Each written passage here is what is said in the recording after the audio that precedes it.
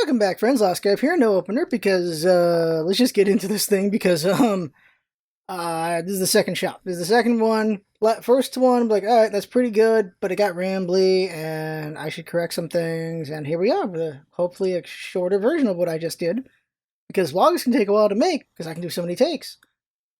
So I want to talk about Valorant, and I want to talk about. I guess it's gonna be a lot of Trump, because it has to be about Trump. And then D&D. So, I put Trump in the middle, or do I put it at the end? And the obvious answer is at the end, so that anyone can tune out at that point. Like, I get it. If you are anti-Trump and you hear someone talk support about Trump, you're going to turn off. And if you're pro-Trump and you hear someone say anti-Trump stuff, you're going to turn off as well. The thing, though, is you kind of need to listen to the other side a little bit on that. But it's also just left, or this isn't about left or right, it's about just how dangerously stupid Trump has been with the virus, honestly. But we'll get to that at the end. So Valorant first. So people are really concerned about the anti-cheat of Valorant. And I agree that is not good, because who watches the watchers when they're at that level? And it's not a good level they're at, because it's not racist to be concerned about Valorant, since they come from Riot, who comes from Tencent, who comes from China. It's not racist to be worried about that because of China's track record. It's not racist to be worried about that. It really is not. The thing is, we wouldn't even be concerned about race if this was Russia. And that's the thing, is just color of skin on this? No, come on. China does some shit we don't like. A lot of people don't like. And this is another example of, we just can't trust that. And everyone's got Valorant, though. Riot's excuse was like, if we really wanted to be bad and evil, we could already do that with the information we have already. That doesn't make it better. It doesn't make it better at all. Like, yeah, sure, we got this gun, but we have this bazooka too, you know? So, no, it's not the greatest. But that's the spot it's in. And I don't know. I will err on, I hope they're not going to be a dick. So I have Valorant, and I've been playing it. And Valorant reminds me of the fact that I'm not really good at these kind of gunning games. I'm good at the other ones, I'm not good at these ones. It's really about how tight the crosshair is. Valorant makes the crosshair very not tight. Even more so than every other game, it feels like. Even CSGO. So, like, the tier of games I'm good at, I'd say Valorant's probably the bottom. Then it's CSGO. Then I'll say, like, Apex or Overwatch. Then Apex or Overwatch. There's that or that one. And then, like, Fortnite somewhere in the middle. PUBG somewhere in the middle as well. Like Overwatch, or what was the other one I just said, or Apex is the highest tier for me that I can play at. That is the level there. Because in Valorant, and a problem I have with Valorant is it feels like a Turtles game a lot, in that you can't run and gun necessarily, unless you got like a shotgun, basically. Because when you move, your crosshairs get wide, like significantly wide. To the point that even if you have the shot on their head, because of your movement, the shot's going to go past their head. And it's happened to me many times in Valorant already. Because they want you to just be at the right spot, fire kind of thing, and burst fire as well. Unless you got a shotgun, then you can move around, but then you're using a shotgun, and at range, it ain't going to do anything. Because of that practice of not so much run and gun, or you run and gun with the risk, it comes down to Turtles game, because a turtle can just sit there and wait for someone to come to clear the room and then catch them. The way you beat that is have more than one person clear the room so that they can catch them, hopefully as multiple shots before they catch a person. But if that person is good enough, they can catch both people or even more with headshots before they can take this one person out. But a game like Valorant feels like you should be grouped up as 5 most of the time, because it's a Turtles game. If it wasn't a Turtles game, it was a run and gun, you could conceivably have someone people run around in different spots and do well. And that's what I'm learning, is it's definitely better to be as a group, because there aren't that many group killing abilities in this game. There are some, though, and I've done it. Like, Raze has a rocket launcher as her ultimate. I took out 3 people at once with that. It was glorious. So when Raze has an ult, maybe don't group up. But when she doesn't, then you can group up, and you can do a lot of work as a group. I feel like groups have the advantage until they get swallowed up if they're not careful. So it's more, Turtles are the first advantage. A grouped up team is the next advantage. And then an encirclement is the final advantage.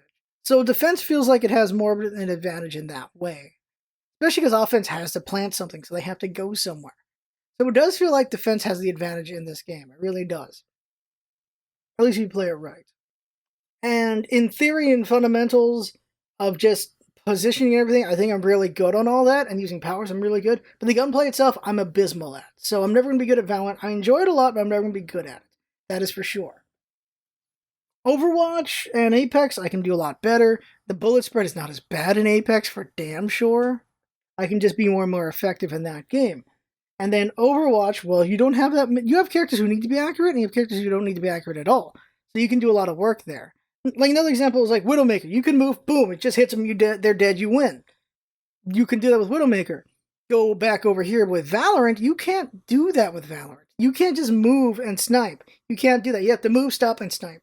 You can't move and snipe. Like, you can't do that. You have to do that. And that took me a while to realize, because I thought it was lag. Because I will move my crosshairs and fire, but I didn't realize I'm also moving a little bit when I do that. And so the shot will go way over here, back where I was looking, and I'll be like, well, am I lagging? But it's like, no, it's not that. It is straight up just the crosshairs got that wide.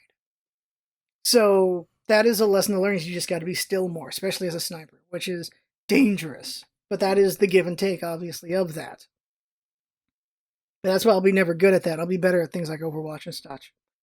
It just reminds me, I'm just better at MOBAs in general, because MOBAs, you're aiming, like reflexes are a different kind of thing in a MOBA than it is in an FPS kind of game, and just my reflexes are just different in that, and I can do better at that. I would say I'm high tier at MOBAs. I will say I am medium to low tier at FPS, which hurts, but it is the truth, and I know it. Fighting games in pro tier. Used to be, not anymore. I don't know what I'm doing anymore in fighting games. Oh, D&D. So, D&D. So, I'm going to have my first D&D session on Saturday. I'm going to record and everything, because of course I am. And then I'll go on the side channel. And I'm doing a one-shot, someone else is DMing. In the future, I want to DM. I haven't done D&D in like 21 years, maybe, something like that. And because of that, I basically haven't done D&D. Like, that's the way I put it, because it's been so long. Like, I know there's dice rolling, there's this and that, but it's been a long time. And so eventually I want to DM. But the reason why I want to do D&D is because I miss the stage. I miss entertaining people. I miss coming up with ideas. I miss collaborating. Because what improv is collaborative humor. As a group, you're making people laugh and you're entertaining people with this idea you come up on the fly. D&D, you can have some prep time before it too, but you can do some fun things on the fly. Come up with something together with the players. The DM and the players can come together and make this great story. This fun story. And then they're running on the fly with the dice rolls. The dice rolls tell them something, a result, and then they got to run with that. And that is collaborative. That is collaborative play. That is collaborative storytelling. I've written so many stories. I like storytelling. And I like improv. So this is a perfect mix of these things. So I'm hopeful that I'll have a lot of fun with D&D. I'll have other people who have a lot of fun with D&D with me, to the point that I want to do some DMing in the future and can do that for a while. Because it'll really help me with my hunger to be back on stage. Because I want to do improv. I really want to do improv. So that'd be great. But right now we're doing a one-shot on Saturday. And so someone else is DMing, and that'll be fun. Get experience at a D&D before I try to DM myself. And I'll say right now an idea for D&D that I want to do with DMing, and that is a way to make it collaborative. Is that before the campaign starts, before everyone meets and everything, like in story, I want to have everyone have a dream. And this is the thing that happens in stories, where characters have dreams, and they dream about things. And what I want to do is like, okay, you're all dreaming, all right? So you're dreaming about a location, and just saying, what's that location? What's the name of that location kind of thing. You're dreaming about a monster, what is that, and so on and so forth, to different characters. And they'll say these different things, and they'll name them, and I'll be like, okay, all right. I'm going to incorporate those in the story somehow. That's what I'm going to do. And then we go. And what that is that's just everyone had a vision about something coming up in their adventure. This is this straight up a thing that happens in stories and movies and everything is people have dreams and then they actually happen. Let's use a bad example of Star Wars. Bad in that people get mad about Star Wars. There were visions in Star Wars 3. There's visions that happen in multiple Star Wars stories where they dream about something that's coming, and then they do stuff about it, or try to react to it, and then things happen. In this instance, though, it'll probably be, if they want, they can say that they remember things from dreams, or they just ignore the dreams, or they just forgot the dreams afterwards. But still, with this, I'll have player input, and then they have put a hand in building the world they're going to deal with. Which I think is a pretty cool idea. For me, at least, I think it's a cool idea. You might think it's dumb. I think it's cool. At the end of the day, I think it's cool. So, I'm hopeful with this. Maybe it's miserable, it's not very fun. That could happen. But I know me. I'm fun. Is that the thumbnail? Alright, so yeah, that's happening. Now, what kills D&D is if you're not consistent, which means you have to do the thing over and over again. And the only things that would ruin D&D, of course, is the fact that I don't have a consistent schedule. But for the most part, I can be consistent, except for like 1 month. That's what can happen. Or if overtime happens. That's the thing. But hey, if overtime happens, Scarf's making money. Everyone loses out on some fun for a couple hours, but Scarf's making money. And with that money, I could buy the community something. So it's a give and take. Not having fun for a couple hours leads to something else being great. Or I could even just make that a stipulation. If Scarf's working overtime because he can't do the D&D, well then Scarf's got to buy the party something. Like, that can be a thing as well. I could do that. That'd be something, because Scarf, I'm not going to tell you how much money I make, but it's a good amount when it's overtime, because it's overtime. Overtime's overtime. Overtime's time and a half. So, yeah, that's a good chunk of change. Yeah, okay. What's also nice is I get my raise in May, so I can't wait for that. $2 raise. That sounds like a lot, especially if you're on minimum wage. A $2 raise sounds like a lot, I know. And that's why I make a big deal about it, because I used to be, you know, way, way poorer. Oh, one more thing real quick. So quarantine, like, you figure quarantine weight, right? I'm down 10 pounds. The excuses everyone's telling me is, well, you're not eating fast food as much. Like, I guess that's true. You're eating at home more. I've also been trying to watch my weight. I've been drinking protein shakes for like 3 months. Chewy. And it does help doing that. But here's the problem. Because of the quarantine, this is disappearing. I've said this before. I've been very worried about that, right? We have a scale to check all the percentages. My fat percentage has gone up a couple, like 1 or 2%. And my muscle's gone down. So I'm losing fat, but I'm losing weight, but it's partially muscle. And that is what concerns me. Sure, I lost 10 pounds, but I also lost some of this, and that really worries me. The thing, though, is doctors like, if you lose 10 pounds, it'll help your back more. I'm like, well, apparently I succeeded, so there's that. But whenever we get back to exercising, I want to regain this for sure. That's for sure what I want to get back. And that'll gain some weight back. But hopefully I can slim down as well. So that'll be important as well. We'll see when the time comes. Now, let's talk about... Now, this is why I'm going to talk about Trump, is because just how the virus, Corona's been going. It's not about the blame game. It's about how It's about how dangerous it is. And you could say, well, how would the other presidents do in this situation? And I will say, at least they won't be saying really dangerous rhetoric. That's the one thing. They could crumble under pressure, maybe. They could just not handle it very well. But you know what would happen, though? I would at least believe the experts would be doing the talking instead of Trump. If Hillary or even Bernie got this, or even just any other Republican guy, they would have had the experts talking instead of Trump doing the talking himself. And this is a dangerous thing about Trump. He's doing the talking himself instead of having the experts talk. Like, they talk too, but then he'll come in and mitigate what they say or contradict them, which isn't good when people only listen to him and don't listen to experts. Because the truth of the matter is, people listen to people with charisma more than they listen to people who know what the hell they're talking about. And that is frustrating. Like, the newest thing Trump has said is extremely dangerous. He's like, heat, light, disinfectants. We've seen that they work on the viruses, so what about we put them inside the body? No. Here's the thing. You can tell when someone has actually watched the clips or is just puppeting other people. You can tell that. You can tell when people do that.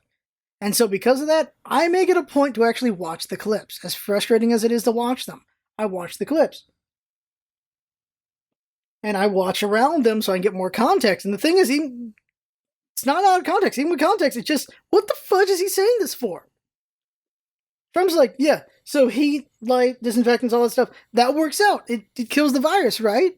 So he's like, so he says he's been suggesting, what if we test out the light inside people? And they're like, well, we haven't tested it yet, but we'll test that. And things like that. Putting light in people, they haven't tested it yet because that's damaging.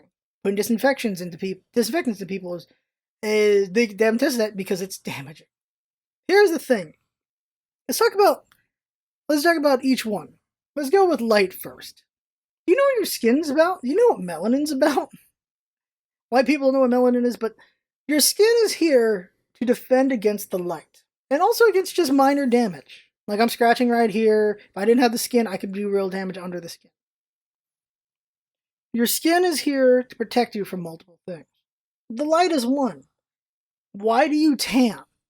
You tan because the skin's deadening so that I can defend against the light even better. That's why you tan. So,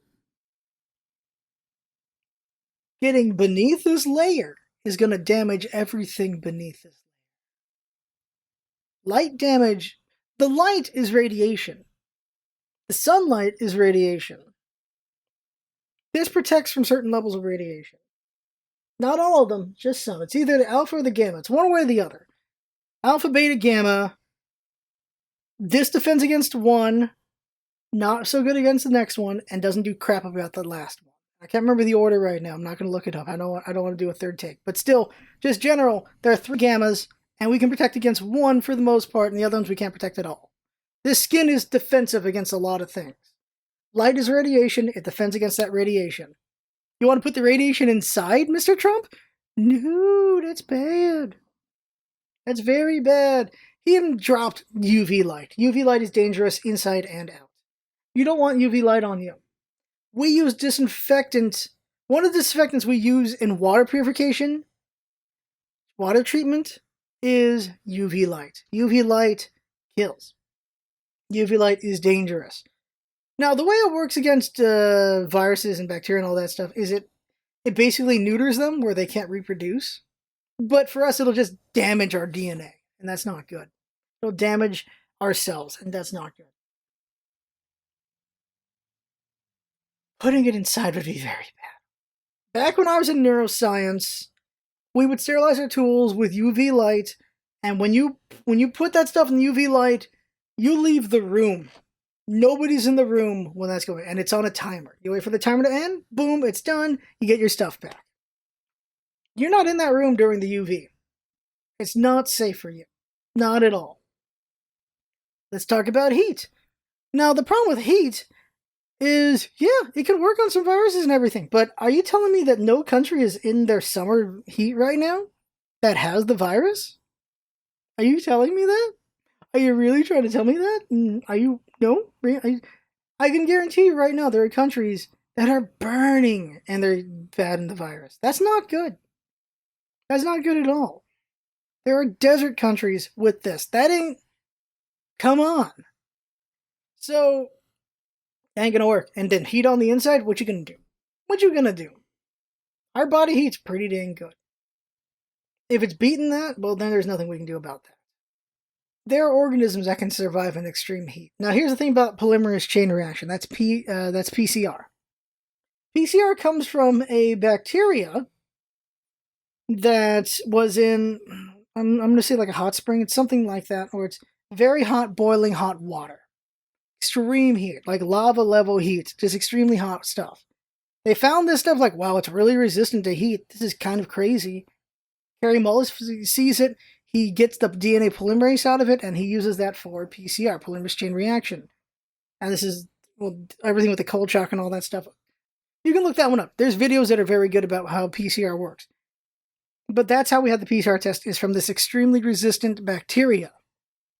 And there are viruses who can do the same thing. The thing, though, is viruses can't live on their own that long because they need a host, and obviously that's us and other living creatures. But they can be fully capable of surviving from extreme heat and extreme cold because that is something that cellular level is capable of doing. And obviously, don't put bleach in your lungs. Like, that's just an obvious one. You don't, no. Trump's being called the Tide Pod president right now because of that. Like, he doesn't say drink disinfectants. He says maybe we could inject it into the lungs. Trump, for a while, was saying we can't have our cure be worse than the problem. He said that. That would be the cure being way worse than the problem. Because you're killing people. That's way worse. The economy's in a bad spot. That would be people's lives in a bad spot. Like, you get why he wants to come back from into the economy, because, yeah, the economy needs to be shot back up, but I don't know. Now, real quick, the fear with the virus is that there's a lot of fears, but the gyms, like, they're going to slowly try to open some things back up in the country and see how it goes. And, like, there's only two ways we can get through this, and that is through letting the virus go through the population, which is extremely dangerous, because that kills a lot more people, or we wait for the vaccine. There's other things, but we're not going to get those. Like, if we were super draconian, then we would have full-on lockdown, nobody leaves the house. Like, actually nobody leaves the house except essential, and we know who those essential people are, because we would have badges for the essential people and things like that. And we would be testing everyone daily until the virus is gone. That would be super draconian, unlimited resources. We don't have that. I really wish we would do more testing. That would be great, because from those tested, the numbers are bad. Now, if we tested everyone and we saw that it really was actually worse than the flu, like weaker than the flu, that'd be great. But we don't have the testing to prove that. We just don't. It's very frustrating. So, the fears of it rebound, because also the fears of becoming a flu. Now, the thing is, other versions of the coronavirus usually burn out faster because they just don't transfer that well, or they just kill people way faster. That's the thing about them. But this one, it lasts for a while, it damages lungs, it kills people, and it spreads very easily. And the reason why we should be scared of it becoming another flu is because it spreads easily. Because every time it spreads, it has another person it can mutate in and become something even worse. That is the problem. Because that's why we still have the flu, is because we have all these multiple mutations of the flu. So when we do the vaccines, we're trying to fight specific ones and hoping that the other ones we don't have it for, it also kind of hurts them as well. That's what the vaccines are for the flu. So if we had a COVID season and a flu season, that would be awful. That would not be so great. And the reason why we don't let it go through the entire population is because it will kill people. Like, the flu kills people. But the COVID could kill people. Like, it's worse than the flu in that how many people are catching it at one time and going to the hospital and overwhelming the hospital. The flu does not overwhelm the hospital. COVID is overwhelming the hospital. That's the problem. That is the major problem there. And that's why we can't let the virus go through the population. That's why we just can't, because it'll overwhelm the hospitals. And people who don't have the virus will die because they're not getting treated. That is the problem. We don't have the ability to handle the entire population getting sick. We just don't have that ability. And that's the reason why we're not letting it hit everyone at once.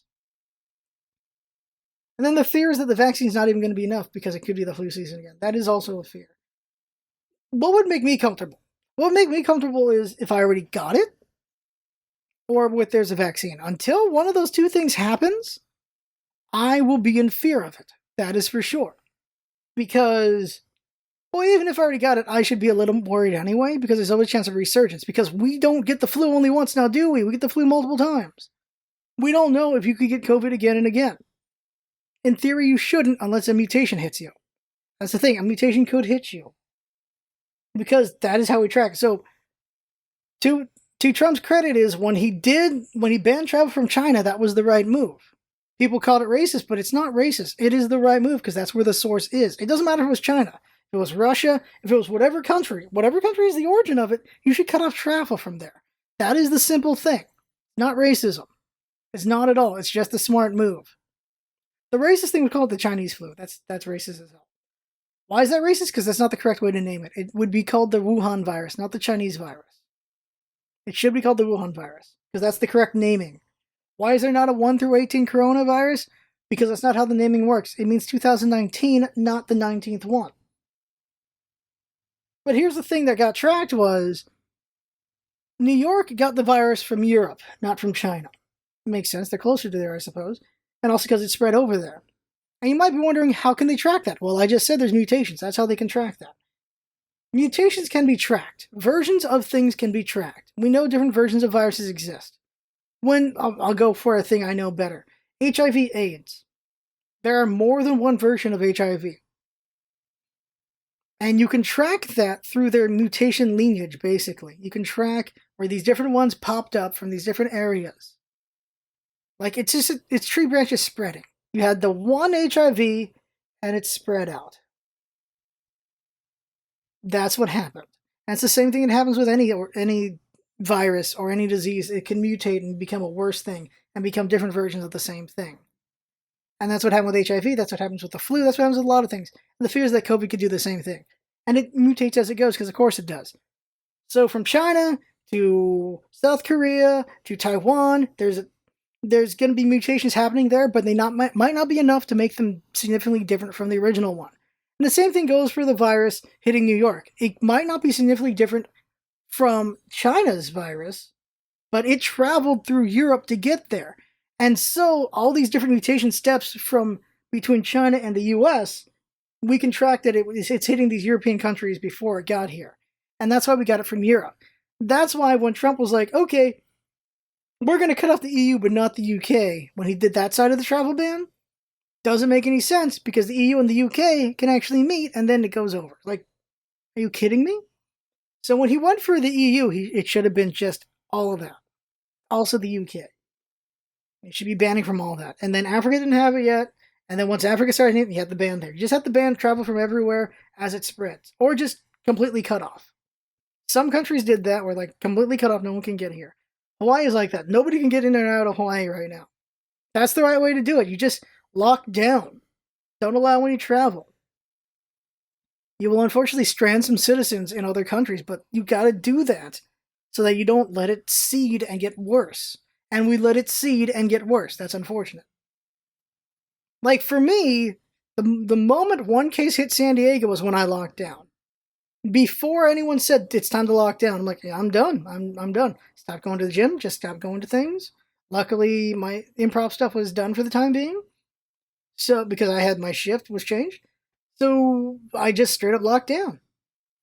Depressing thing was, it was not much of a change to my life. Except for the social things I was doing with improv. I want to be more social this year, and now I can't. That sucks. But that's what I did. I locked down, because, like, it's not about just me getting sick. It's about me getting other people sick. That is the thing. That's why I do see it selfish when people still go out and socialize. When people went out for Easter Sunday and gathered, that is selfish, because that is a chance of it to spread and to get people who can't defend themselves. I have family members who can't defend themselves from the virus. If I spread it to them and they died, it's on my soul. Straight up. It's on me. So I didn't want to spread it, so I just stopped going out. Because that's what it is. We're relying on everyone not spreading it around so it doesn't hit the vulnerable people. But you got people who are like, no, just let it kill the vulnerable people. It's just nature doing its job. And it is nature doing its job. But we still don't want to just get people killed needlessly. That is part of our population issue, because we have some people because we do that. But still, it's what we do. Because we don't want to be the one who gets killed, do we? You want to die because some jackass ignored the quarantine? You really want that to happen to you? That would suck.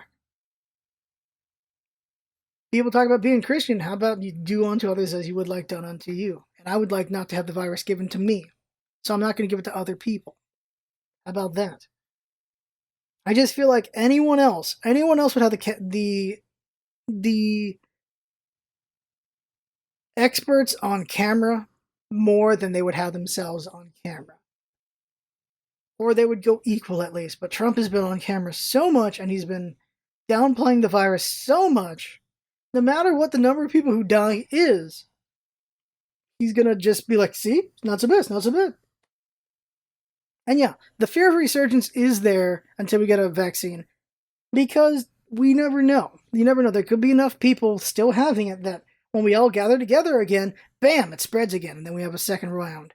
And that would suck. Because if we get a second round, that will F the economy even worse. The idea is just doing all this pain now, so no more pain later. But we just do some pain, and then we get a second wind of the virus, and then we don't re-quarantine. We probably won't re-quarantine either. We're just going to let it happen at that point. People are going to die. It's not meant to be downer. It's more meant to be just, this is the real thing. I don't want my experts, I don't want my president to downplay this shit. I want them to tell me exactly what's going on. I want them to tell me how dire it is, or how, you can tell me some hopefulness as well, but don't downplay the facts. Give us whatever hopeful facts you've got. Don't downplay this shit. Give us the real thing. The problem is people listen to personality more than they listen to experts. So we need our personality to speak more expert truth, and that's not happening. So there you go, that's the vlog, that's what's on my mind. I had fun talking, hope you have fun watching and listening, and that's what it's all about, isn't it? Having fun. Thanks for coming by, and see you next time.